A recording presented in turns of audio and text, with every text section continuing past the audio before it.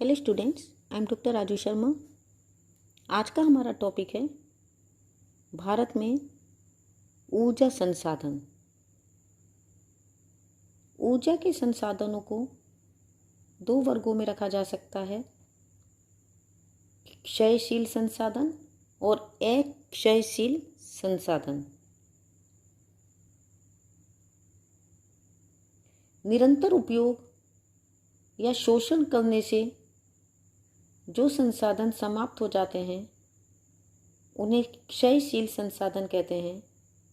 इनमें कोयला, पेट्रोलियम और प्राकृतिक गैस प्रमुख हैं। जो संसाधन उपयोग करने के पश्चात पुनः निर्मित हो सकते हैं और उपयोग में लाए जा सकते हैं उन्हें अक्षयशील संसाधन कहते हैं। इनमें प्रमुख रूप से सौर शक्ति, ज्वारीय शक्ति, जलवायु आदि आते हैं। शक्ति के संसाधनों में कोयला देश में ऊर्जा का प्रमुख स्रोत है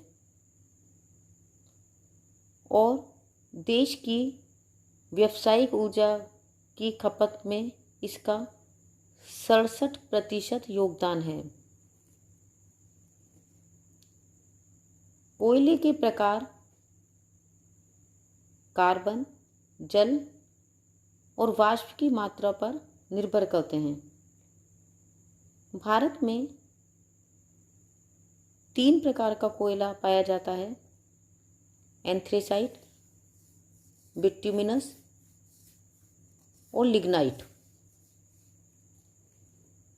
एंथ्रेसाइट सर्वोत्तम किस्म का कोयला है।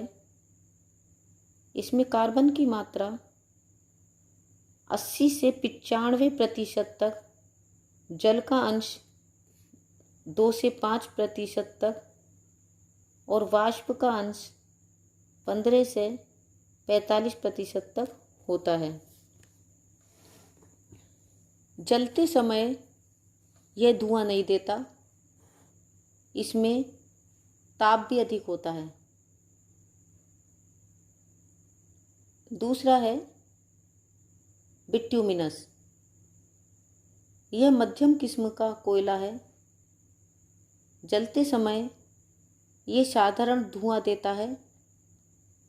इसमें कार्बन का अंश 45 से 65% तक, जल का अंश 30% तक और वाष्प की मात्रा 25 से 50% तक होती है।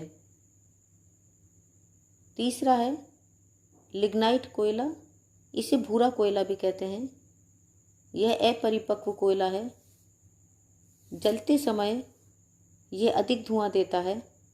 इसमें कार्बन का अंश 45% से 55% तक, जल का अंश 30 से 55% तक और वाष्प की मात्रा 35 से 50% तक होती है।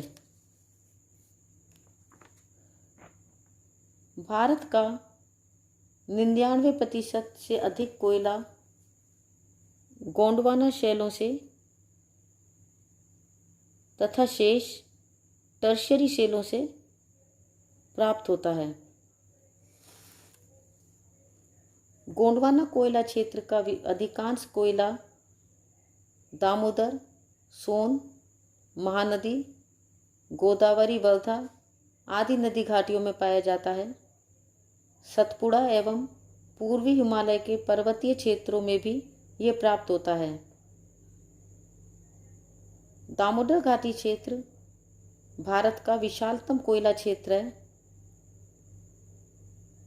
यह गोंडवाना प्रदेश का कोयला उत्पन्न करने का प्रमुख क्षेत्र है। यहाँ गोंडवाना कोयले का 70% तक प्राप्त होता है।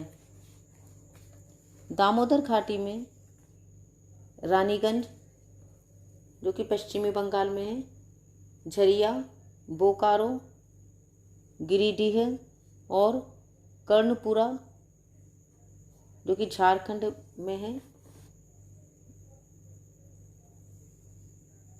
पाया जाता है। रानीगंज की खानें 1500 वर्ग किलोमीटर क्षेत्र में फैली हैं।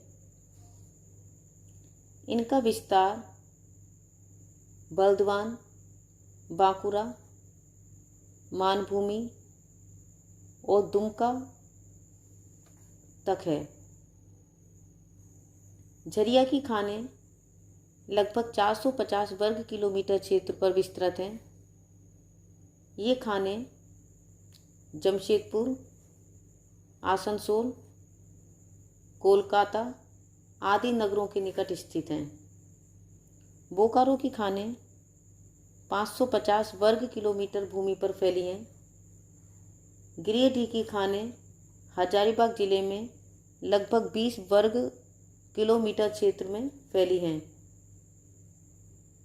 कर्णपुरा की खानें बोकारो और डाल्टनगंज क्षेत्रों के मध्य 1100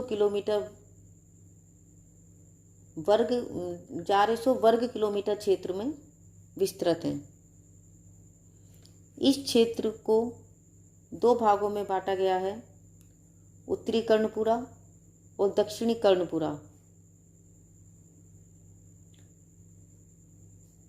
नेक्स्ट है सोनघाटी क्षेत्र। सोनघाटी क्षेत्र में मध्य प्रदेश की सिंगरौली, उमरिया, सुहागपुर, तातापानी, रामकोला और झारखंड की डाल्टनगंज, हुतार, औरंगा आदि खानें स्थित हैं।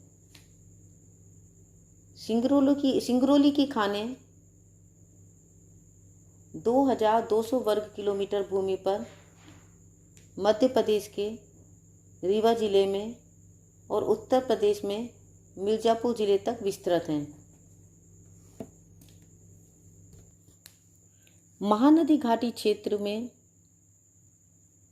मध्य प्रदेश के कोरबा, सनहट, चिरमिरी, विश्रामपुर, लखनपुर, रायगढ़, ओडिशा की तलचर और संबलपुर की खानें आती हैं। गोदावरी वर्धा घाटी क्षेत्र के अंतर्गत आंध्र प्रदेश की सिंगरेनी, तंदूर, सस्ती और महाराष्ट्र की बल्लारपुर, चांदा आदि खानें इस क्षेत्र में स्थित हैं। सतपुड़ा क्षेत्र में मोहपानी, पथखेड़ा, कान्हन, पेंच घाटी के कोयला क्षेत्र स्थित हैं। पूर्वी हिमालय क्षेत्र के अंतर्गत दार्जिलिंग क्षेत्र में गोंडवाना कोयला पाया जाता है। तो ये सब थे गोंडवाना कोयला के क्षेत्र। दूसरा है टर्शियरी कोयला क्षेत्र। टर्शियरी कोयला क्षेत्र का अधिकांश कोयला असम, जम्मू कश्मीर, राजस्थान और तमिलनाडु राज्यों में पाया जाता है। यहाँ भूरा कोयला या लिग्नाइट कोयला पाया जाता है। असम में माकुम कोयला क्षेत्र का विस्तार लखीमपुर और शिवसागर जिलों की दक्षिणी सीमा के सहारे है। राजस्थान में पलाना व जयपुर क्षेत्र, जोधपुर के उत्तर पश्चिमी भाग में लिग्नाइट कोयला पाया जाता है। जम्मू कश्मीर के अंतर्गत करेवा क्षेत्र में कोयले की घटिया किस्म पाई जाती है। जम्मू में चिनाब नदी के पश्चिम में कालाकोट, महोगला, चकर व मेटका प्रमुख कोयला उत्पादक क्षेत्र हैं। भारत में लिग्नाइट किस्म का कोयला प्रमुख रूप से तमिलनाडु में पाया जाता है। इसे भूरा कोयला भी कहते हैं। यह कम ताप देने वाला घटिया कोयला है। देश का 77% लिग्नाइट तमिलनाडु से प्राप्त होता है। गुजरात, राजस्थान और जम्मू कश्मीर में भी कम मात्रा में लिग्नाइट मिलता है। तमिलनाडु में नेवेली क्षेत्र लिग्नाइट कोयले का प्रमुख क्षेत्र है। लिग्नाइट के भंडार राजस्थान, गुजरात, जम्मू कश्मीर, असम और केरल में अनुमानित किए गए हैं। भारत में कोयले से संबंधित कई समस्याएं भी हैं, जैसे भारतीय कोयला अनेक प्राविधिक समस्याओं से ग्रस्त है। अशुद्धियों का मिश्रण अधिक पाया जाता है। इसमें राख का अंश अधिक है। इससे ऊर्जा की प्राप्ति कम होती है। ऊर्जा उत्पादन व उद्योगों के लिए कोकिंग कोयले की कमी को दूर करने के लिए गैर कोकिंग कोयले का उपयोग करने की दिशा में आवश्यक प्रौद्योगिकी की खोज की जा रही है। कच्चे कोयले को तोड़ने, आकार के अनुसार छांटने आदि कार्यों के लिए कोल इंडिया लिमिटेड ने कोल हैंडलिंग प्लांट स्थापित किए हैं। कोयले की खदानों में प्रयुक्त होने वाले उपकरणों की सप्लाई व देखभाल समुचित नहीं है। पूंजी और श्रम उत्पादकता की कमी के कारण भारतीय कोयला ज़्यादा उद्योगों में सफल नहीं हो पा रहा है। भारत का अधिकांश कोयला एक पेटी में संकेंद्रित है। उत्पादन क्षेत्र से दूर स्थित खपत के क्षेत्रों तक भेजने के लिए कोयले के परिवहन में रेल और सड़क परिवहन का प्रयोग होता है, जो महंगा पड़ता है। ऑस्ट्रेलिया, ब्राज़ील, संयुक्त राज्य आदि देशों में कोयले को स्लरी बनाकर पाइपलाइनों द्वारा परिवहन का प्रचलन बढ़ा है। इससे 40% परिवहन व्यय की कटौती होती है। किंतु भारतीय कोयले में राख का अंश अधिक होने के कारण कोयले को तरल बनाने की प्रक्रिया में विशेष प्रौद्योगिकी की आवश्यकता है। वास्तव में कोयला एक क्षय हो जाने वाला संसाधन है। इसके विवेकपूर्ण उपयोग की आवश्यकता है। इसका दुरुपयोग रोकना, अधिकाधिक लाभ प्राप्त करना तथा भावी पीढ़ियों के लिए इसका संरक्षण करना अत्यधिक आवश्यक है। कोकिंग कोयले का उपयोग केवल धातुकर्मी उद्योगों तक ही सीमित करना चाहिए और इसकी खपत को कम करने के उपाय ढूंढने चाहिए। कम गुणवत्ता वाले कोयले को नई तकनीकों द्वारा शुद्ध कर उत्तम किस्म के कोयले के साथ मिलाकर उद्योगों में प्रयोग करना चाहिए।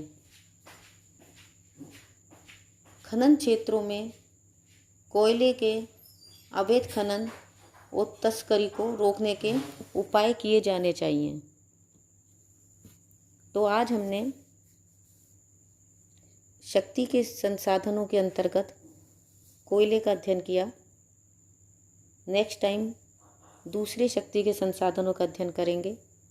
तब तक के लिए a very happy learning and have a good day. Thank you.